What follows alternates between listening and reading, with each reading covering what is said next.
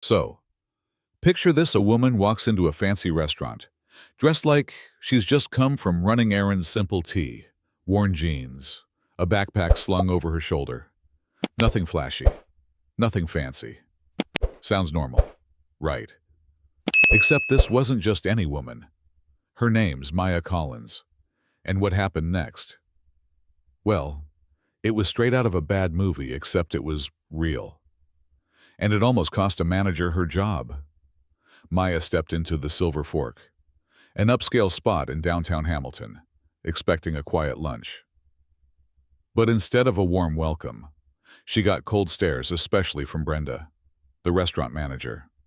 Now, Brenda was the type who wore her prim and proper attitude like a badge of honor. Blonde hair pulled into a tight bun, a stiff black uniform, and a look that screamed, "I'm better than you." The moment she saw Maya, dressed casually, you could almost hear the judgment dripping from her voice. "I'm sorry, ma'am, but this isn't the right place for you," Brenda said, her tone fake sweet but loaded with contempt. "We have a dress code." Funny thing was, Maya could see empty tables with crisp white linens just waiting for guests. So, what was really going on? Brenda made it clear Maya didn't fit the style of clientele they wanted. And she even suggested, with a smirk, that Maya try the burger joint down the street instead. Now, Maya didn't lose her cool, no way. But inside, yeah, she felt the sting. See, Maya wasn't just some random customer.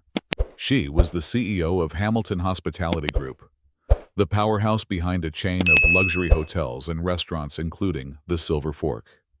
And here she was, trying out one of her own restaurants incognito, dressed down to see the real customer experience. Let me back up a sec. Maya had this routine. A few times a month, she'd ditch the CEO perks, throw on jeans and a tee, and visit her places without telling anyone. No special treatment, no fancy welcome, just her. A regular guest checking if her standards were actually being met. So, when Brenda brushed her off like she was some charity case, Maya stayed calm, quietly pulled out her phone, and started recording. Every insult, every sneer, every condescending word caught on tape. Later, Maya didn't storm back in screaming or making a scene. Instead, she sent a detailed email to her HR head and regional director, no CEO title, just a potential customer who got terrible service. Attached was the audio recording the smoking gun. Meanwhile, Brenda, clueless and proud of handling an unwanted guest, bragged to her staff about keeping the restaurant's image pristine. She had no idea she'd just signed her own dismissal notice. The next day, Maya showed up at headquarters, calm but sharp as ever, without missing a beat. She played the recording for HR and Ops. Brenda was called in, stunned when Maya revealed who she really was, the very boss Brenda had just humiliated. Brenda's face went from smug to horrified in seconds. Apologies spilled out, but it was too late. Maya didn't hesitate. Brenda was fired on the spot, escorted out in disgrace. But Maya's response didn't stop there.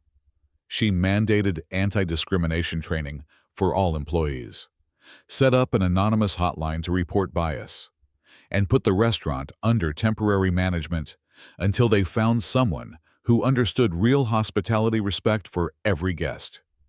No matter their outfit or skin color, the story hit the news, and public support poured in for Maya's tough stance.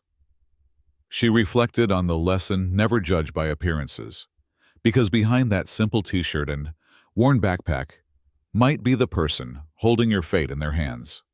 Now, here's where it gets interesting.